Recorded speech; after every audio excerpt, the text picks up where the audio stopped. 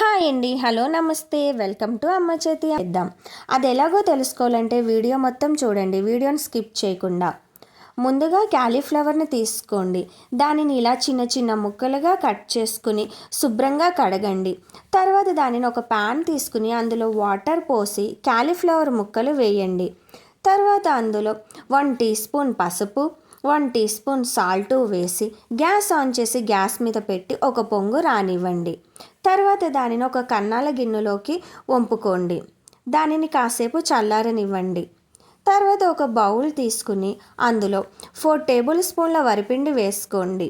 అలాగే 3 టేబుల్ స్పూన్ల శనగపిండి, 1 టీ స్పూన్ పసుపు, 1 టేబుల్ స్పూన్ల కారం, రుచికి సరిపడా సాల్ట్, 2 టేబుల్ స్పూన్ల గరం మసాలా, 1 టేబుల్ స్పూన్ల అల్లం వెల్లుల్లి పేస్ట్, 2 టేబుల్ స్పూన్ల కార్న్ఫ్లోర్ వేసి పిండి మొత్తాన్ని బాగా కలుపుకోండి.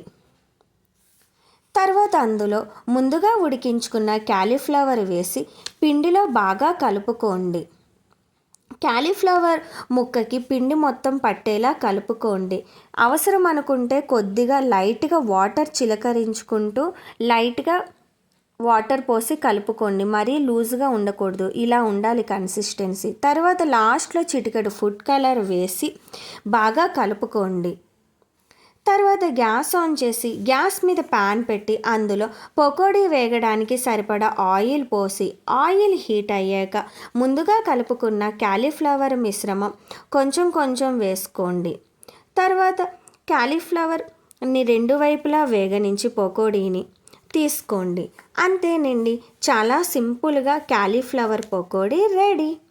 నా వీడియో కనుక మీకు నచ్చినట్లయితే నా ఛానల్ను లైక్ చేసి షేర్ చేసి సబ్స్క్రైబ్ చేయండి. Thank you.